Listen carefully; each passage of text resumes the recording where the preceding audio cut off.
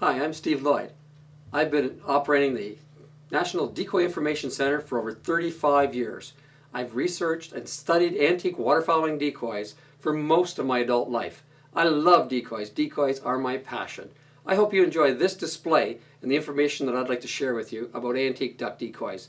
This display is for your enjoyment and to help you understand the history of waterfowling in Ontario and in North America just a little bit more.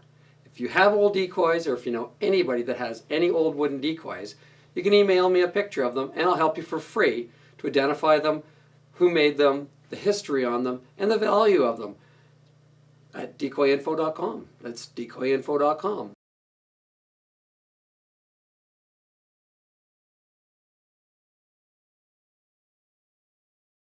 This particular bird was made very close to where you're standing right now. The Peterborough Canoe Company were famous worldwide for their canoes, their cedar strip canoes, their runabouts, and many different other types of boats. But not too many people know they made some fantastic decoys that were shipped all over North America.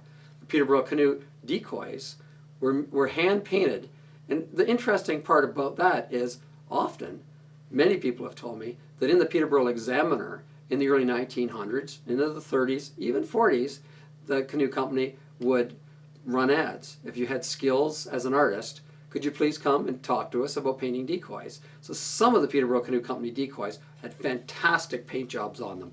And then others, like this one, were just basic colors, basic template of what a wild duck would look like. This would be a hen mallard, or a mallard in early fall plumage.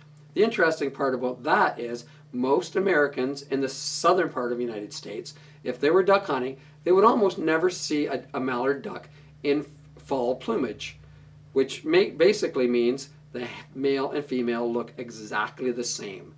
We know mallards as the drakes, or the males with the green heads, and the hens are kind of a nice brown color like this bird.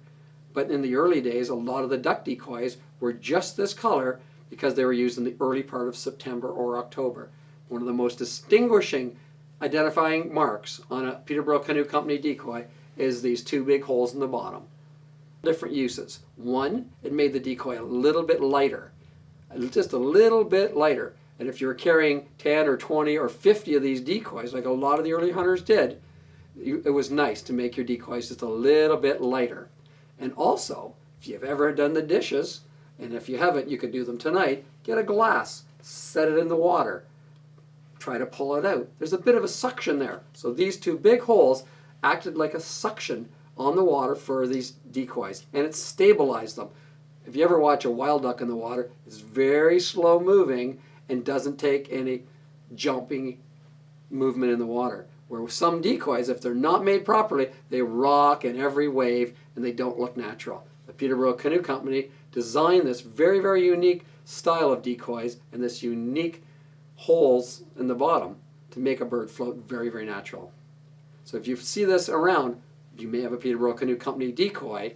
Look into the value. If you have a rare species, it could be worth thousands of dollars.